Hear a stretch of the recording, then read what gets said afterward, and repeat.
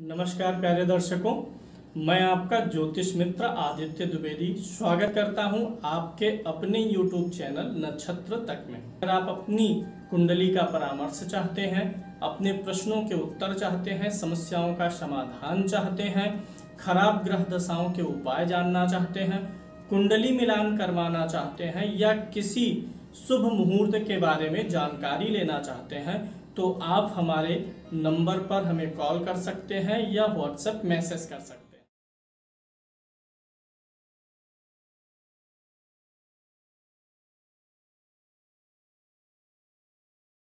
तो ज्योतिष रत्नाकर हम लोग पढ़ रहे थे, उसके अगले सूत्रों पर चलेंगे।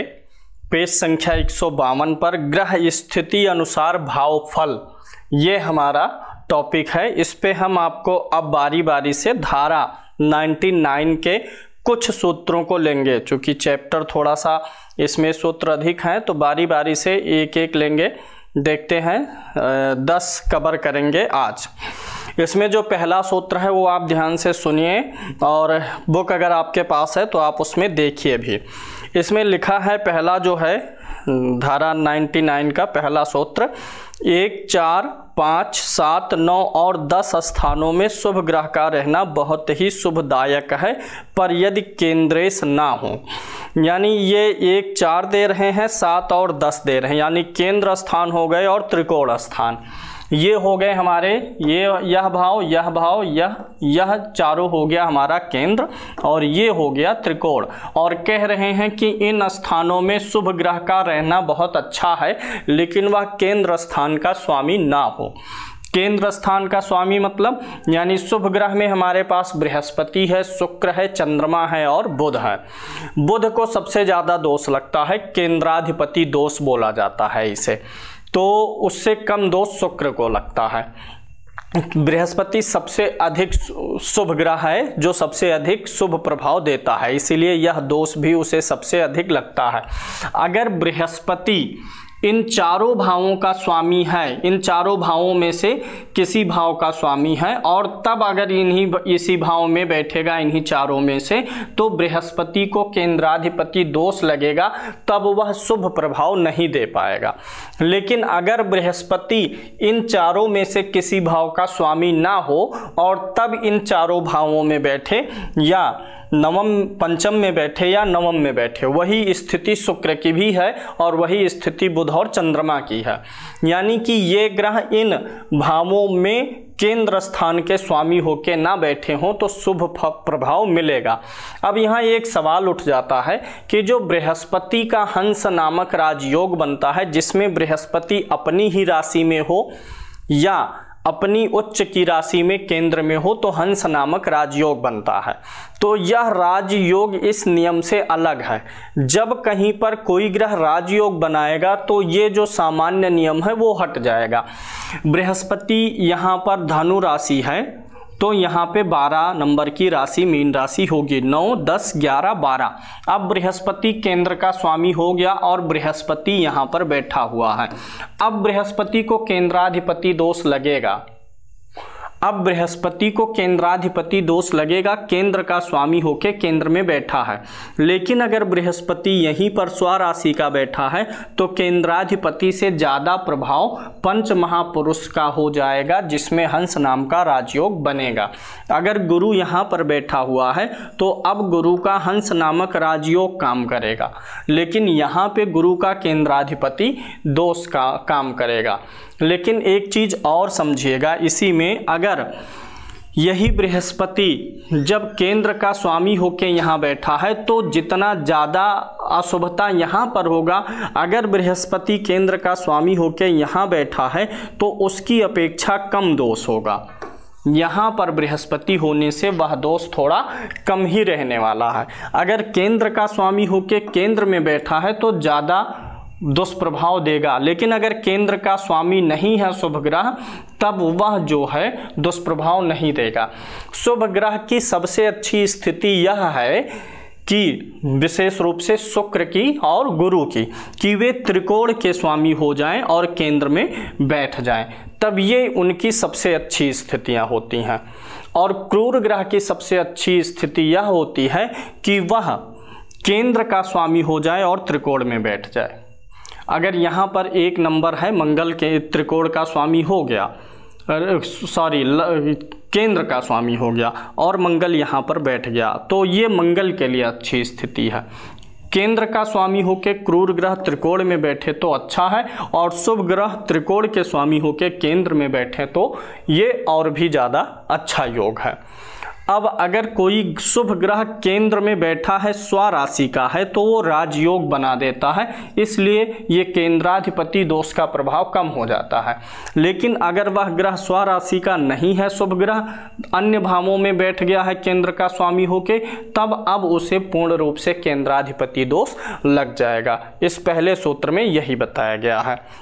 दूसरा सूत्र क्या कहते हैं उसी में, यदि उक्त स्थानों में शुभ और पाप ग्रह मिश्रित हो तो मिश्रित फल होता है। वही चीज़ कह रहे हैं कि अगर बृहस्पति इस भाव का स्वामी होके यहाँ बैठ गया तो बृहस्पति अच्छा फल देगा, लेकिन अब उसी बृहस्पति के साथ में कोई क्रूर ग्रह भी बैठा होगा तो अब वह बृहस्पति जो है पूर्ण रूप से शुभ फल देने के बजाय मिश्रित फल देने लगेगा। लेकिन यहाँ ये चीज़ ध्यान रखना है, जब कोई राजयोग बन जाएगा तब इन नियमों का प्रयोग नहीं करेंगे। जैसे मैं मान लेता हूँ यहाँ पर 12 नंबर की गिनती है, यहाँ पर 12 नंबर गुरु की राशि, यहाँ पर 12 नंबर है और गुरु जो है यहाँ पर बैठा हुआ है। अब यहाँ पर 12 है, इसी कुंडली को कंप्लीट करिए। 1 2 3 4 5 6 7 और 8, यहाँ पे मंगल की राशि पड़ी जो केंद्र और त्रिकोण दोनों है, यानी मंगल परम शुभ ग्रह है। अब वही मंगल भी यहाँ पर बैठ गया है, मंगल भी यहाँ पर बैठ गया है। तो अब यहाँ पर गुरु त्रिकोण का स्वामी होके केंद्र में है, अच्छा है, लेकिन यह लग्नेश के साथ योग करके अब राजयोग बना दिया।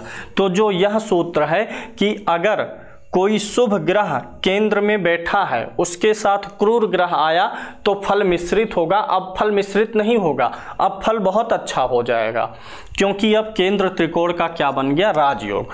मूल बात मैं जो कहना चाहता हूँ, ये जो योग इस अध्याय में आप पढ़ रहे हैं वो सामान्य तरीके से लागू होते रहेंगे, लेकिन जब वही ग्रह राजयोग में आ जाएगा तो ना तो केंद्राधिपति दोष देखिएगा ना ये सारी चीज़ें देखिएगा। बात समझ में आपको आई होगी। 3, 6 और 11 भावों में पाप ग्रह का रहना शुभदायक है। ये तीसरा, 6वां और 11, इन घरों में क्रूर ग्रह या पाप ग्रह यानी सूर्य का, मंगल का होना, शनि का होना, राहु का होना, केतु का होना, इन भावों में सर्वदा शुभ है। यही इस तीसरे सूत्र में कहा गया है। चौथा जो सूत्र ये कहते हैं, चौथा कहते हैं किसी भाव के द्वादश और द्वितीय में, यहाँ पे पूरा आप पढ़ लीजिए और समझ लीजिए। ये कह रहे हैं कि अगर कोई भी भाव है, जैसे मैं दशम भाव लेता हूँ, किसी भी भाव के द्वितीय भाव में और किसी भी भाव के द्वादश भाव में, दशम भाव का द्वितीय भाव कौन सा हुआ, एकादश, और दशम भाव का द्वादश कौन हुआ, नवम भाव। किसी भी भाव के अगले और किसी भी भाव के पिछले द्वितीय और द्वादश में अगर क्रूर ग्रह बैठे हों तो इसे क्या बोला जाता है, पाप कर्तरी बोला जाता है, पाप कर्तरी। और यही फिर आगे विस्तार करते हुए कहते हैं कि अगर किसी भाव के अगले और किसी भाव के पिछले यानी द्वितीय द्वादश में कोई शुभ ग्रह बैठा होगा तो उसे क्या कहेंगे, शुभ कर्तरी कहेंगे। यह भी काफ़ी प्रभाव रखता है कुंडली में। अगर कोई भाव पाप कर्तरी में होगा, किसी भाव के आगे और पीछे क्रूर ग्रह होंगे यानी भाव पाप कर्तरी में होगा तो भाव से संबंधित फल के सुख में कमी आएगी, और अगर शुभ कर्तरी में होगा तो भाव के फल के सुख में आनंद आएगा। अब इस भाव से हम जीवन साथी का विचार करते हैं। इधर हो गया मंगल, इधर हो गया शनि। अब 2 क्रूर ग्रह इस भाव के आगे पीछे बैठे हैं, यानी यह भाव दोनों तरफ से क्रूर ग्रहों से घिरा हुआ है। यह भाव आ गया पाप कर्तरी में। अब मैरिड लाइफ में जो है पत्नी के साथ या पति के साथ प्रेम रहे, खूब अच्छा रहे सब कुछ, लेकिन तकरारें खूब होती रहेंगी। अगर और चीज़ें खराब हैं तो जरूरी नहीं है प्रेम रहे भी तब डाइवोर्स तलाक। मतलब जब किसी भी भाव का आप रिजल्ट निकालेंगे तो भाव में बैठा हुआ ग्रह भाव के स्वामी को देखेंगे, भाव पे दृष्टि डालने वाले को देखेंगे जब, तो उसी के साथ साथ ये भी देख लेंगे।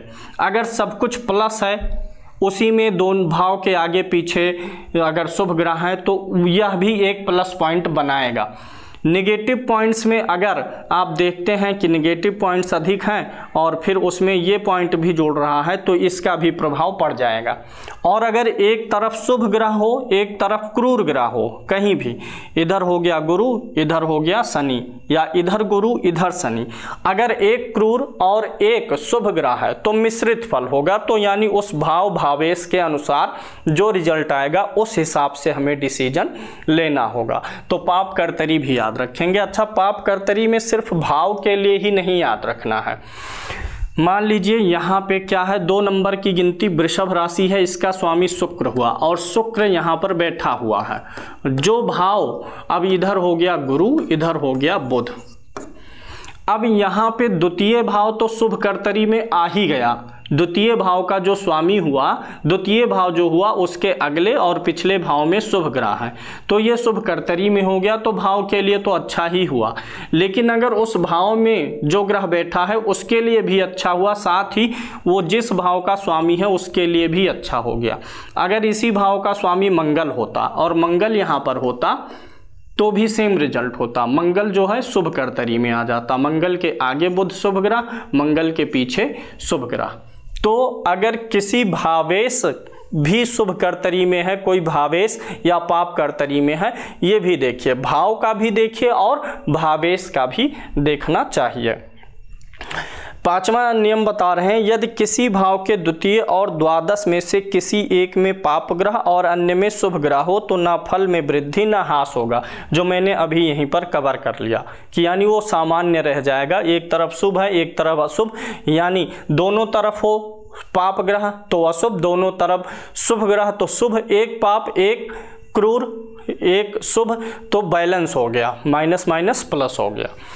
6ठा नियम है, यदि सभी ग्रह राहु और केतु से घिरे हुए हों, यानी काल सर्प के बारे में बता रहे हैं। कुंडली में सभी ग्रह राहु केतु से घिरे हुए हों, यह योग कब होगा इसे भी देख लेते हैं। जहां पर राहु बैठा हुआ है और जहां पर केतु बैठा हुआ है वो दूरी कितनी होती है, 180 अंश की। किसी की कुंडली में राहु यहाँ पर है और केतु यहाँ पर है। अब सारे ग्रह कुंडली में या तो इधर ही बैठे हों या तो इधर ही बैठे हों, इन भावों में भी हो, यहीं से शुरू हो और यहाँ से शुरू हो करके इधर एक तरफ ही बैठे हैं सारे ग्रह, तो अब ये काल सर्प नामक दोष बनाता है। अगर इधर बैठ गए सारे ग्रह तो भी काल सर्प नामक दोष बन जाएगा। काल सर्प दोष से व्यक्ति के जीवन में उतार चढ़ाव, रुकावटें, हर काम में विघ्न बाधा, देरी, पूरे मेहनत का फल नहीं मिलना, व्यक्ति के वंश वृद्धि में बाधा होना, व्यक्ति के पैतृक सुख में कमी आना, ये सारी चीज़ें होती रहती हैं। तो काल सर्प दोष की शांति करानी होती है। अब यहाँ पे एक नई चीज़ मैं आपको बताऊंगा, और हर चीज़ में देखिए अनुभव बहुत ज़रूरी चीज़ होती है। सिर्फ आपको किताबों से ज्ञान मिलेगा लेकिन उसको प्रैक्टिकल वे में आपको अप्लाई करना है। यहाँ पर राहु है, यहाँ पर केतु बैठा हुआ है, यहाँ पर गुरु है, मतलब सारे ग्रह अब एक तरफ है। मैं एक काल सर्प की कुंडली बना रहा हूँ। यहाँ पर चंद्रमा हो गया, यहाँ पे मैं सूर्य को ले लेता हूँ, यहाँ पर बुध हो जाएगा, यहीं पर शुक्र हो गया, मंगल हो गया, सूर्य हो गया हमारा, चंद्रमा, मंगल हो गया, बुध हो गया, गुरु, शुक्र, शनि को हम ले लेते हैं यहाँ पर, और ये राहु केतु हो गए। एक काल सर्प वाली कुंडली यहाँ पे बन गई है।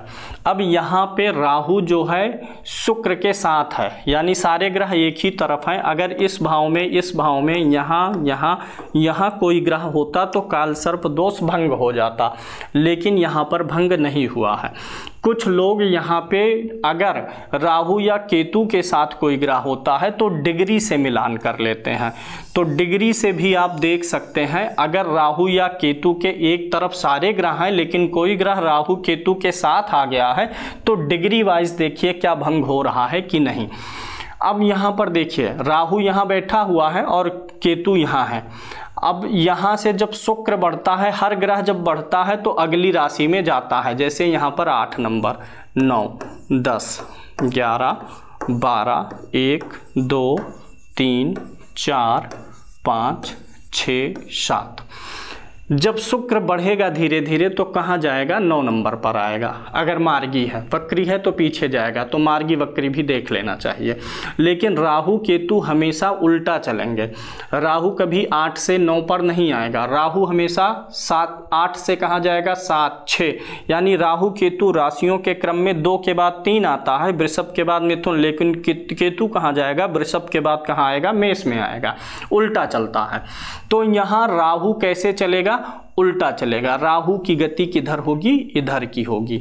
और शुक्र की गति इधर होगी अगर मार्गी है।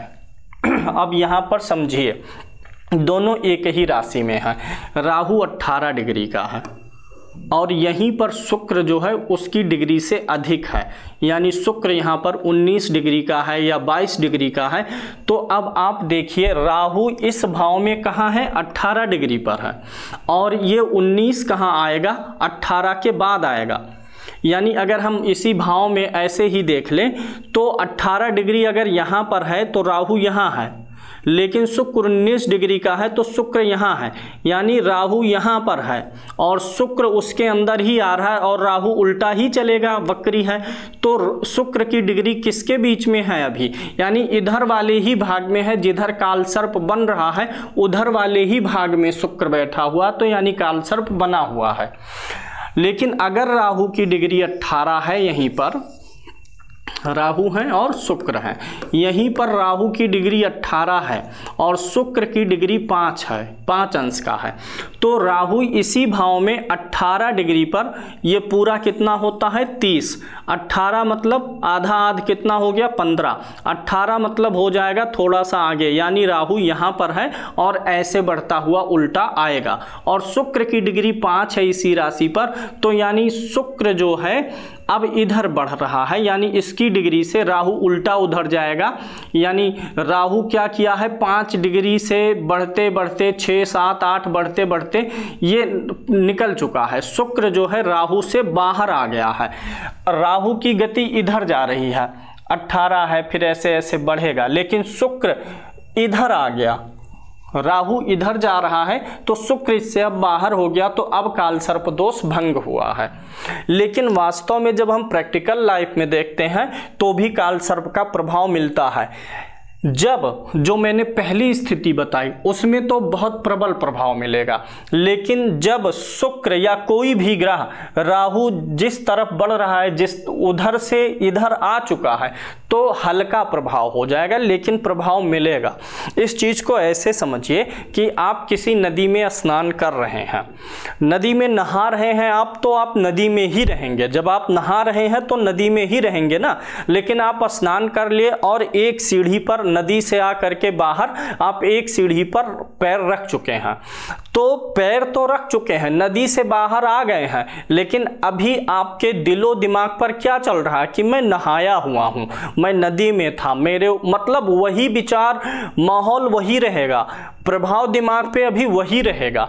तो वही स्थिति है कि अगर कोई ग्रह अंशवाइज काल सर्प से बाहर आया है तो वह अभी थोड़ा सा ही बाहर आया है, लेकिन काल सर्प के बंधन से ही छूट के आया है। जेल से अगर आप छूट गए, जेल के बाहर आ गए, अभी दुनिया देखना बचा हुआ, तो दिलो दिमाग में यही रहता है कि हाँ मैं जेल से ही छूटा हूँ, जेल वाली वो भावना रहती ही है। तो वही असर यहाँ पे काल सर्प का आंशिक रूप से मिलेगा प्रैक्टिकल लाइफ में जो देखा गया। यानी ऐसे व्यक्ति को भी काल सर्प की शांति करवानी चाहिए। अगला सूत्र देख लेते हैं। यहाँ पर जो भाव अपने अधिपति, काल सर्प वाला मैंने कंप्लीट कर दिया है, जो भाव अपने अधिपति से, शुक्र से, बुध से अथवा बृहस्पति द्वारा युत या दृष्ट हो और किसी अन्य ग्रह से युत दृष्ट ना हो तो वह शुभ फल देता है। इनके कहने का सीधा सा मतलब है, अगर कोई भी ग्रह, कोई भी भाव जिस पर शुभ ग्रह का प्रभाव हो, चाहे दृष्टि के द्वारा चाहे प्लेसमेंट से, वह शुभ ही प्रभाव देगा। जैसे मान लीजिए ये लग्न है, लग्न पे सिर्फ गुरु की दृष्टि है, लग्न पे गुरु की दृष्टि है, किसी अन्य क्रूर ग्रह की दृष्टि नहीं है, तो यहाँ पर गुरु की दृष्टि हमेशा शुभ प्रभाव देगी। लेकिन अगर क्रूर ग्रह की भी दृष्टि आ गई, मंगल यहाँ हो गया तो चौथी दृष्टि, शनि यहाँ हो गया तो तीसरी दृष्टि, लेकिन जब शुभ और क्रूर दोनों की दृष्टि आ जाएगी तो दोनों में बल निकालना पड़ेगा कि किसका बल अधिक है, उस हिसाब से दृष्टि प्रभावी होगी। लेकिन अगर शुभ और क्रूर दोनों की दृष्टि है तो दोनों की दृष्टियां एक दूसरे को काटेंगी, एक प्लस एक माइनस। बृहस्पति प्लस कर रहा है भाव वृद्धि और शनि देख के क्या कर रहा है, माइनस कर रहा है। तो प्लस माइनस की स्थिति में आप मुझे अपनी तरफ खींच रहे हैं और कोई मुझे इधर से अपनी तरफ खींच रहा है, तो थोड़ा बहुत आगे पीछे मेरी स्थिति होगी बल के अनुसार, लेकिन प्रभाव अच्छा नहीं रह जाता। कुल मिला जुला करके प्रभाव जैसा का तैसा ही रह जाता है। जो लग्न का प्रभाव होगा, लग्न में बैठे हुए ग्रह का, लग्नेश का, वैसा ही। लेकिन अगर सिर्फ शुभ ग्रह देख रहा है, क्रूर ग्रह नहीं देख रहा है, गुरु देख रहा है, शुक्र देख रहा है, बुध देख रहा है, शुक्ल पक्ष का चंद्रमा देख रहा है और क्रूर ग्रह नहीं देख रहा, तो बहुत अच्छा है। इसी प्रकार से अगर किसी भाव पर किसी क्रूर ग्रह का प्रभाव हो, चाहे वो प्लेसमेंट से हो चाहे दृष्टि से हो, और शुभ ग्रह का प्रभाव ना हो, तो वो बुरा प्रभाव उस भाव के फल में, उस भाव के फल के सुख में कमी हो जाएगी। अब यहाँ पर शनि की दृष्टि आ रही है, शनि यहाँ बैठा है, शनि यहाँ से देख रहा है और मंगल यहाँ बैठा है। जितने अधिक क्रूर ग्रहों की दृष्टि होगी उतना ही उस भाव की अशुभता, जितने अधिक शुभ ग्रह देखेंगे उतना ही उस भाव की शुभता का संकेत मिलेगा। अब यहाँ से शनि देख रहा है, यहाँ से मंगल देख रहा, और मान लीजिए किसी भी शुभ ग्रह की दृष्टि नहीं है, ना गुरु देख रहा, ना शुक्र, ना बुध, ना चंद्रमा, तो अब यहाँ पे इस भाव का फल बिगड़ेगा। ये दो सूत्र आपको समझ में आ गए होंगे।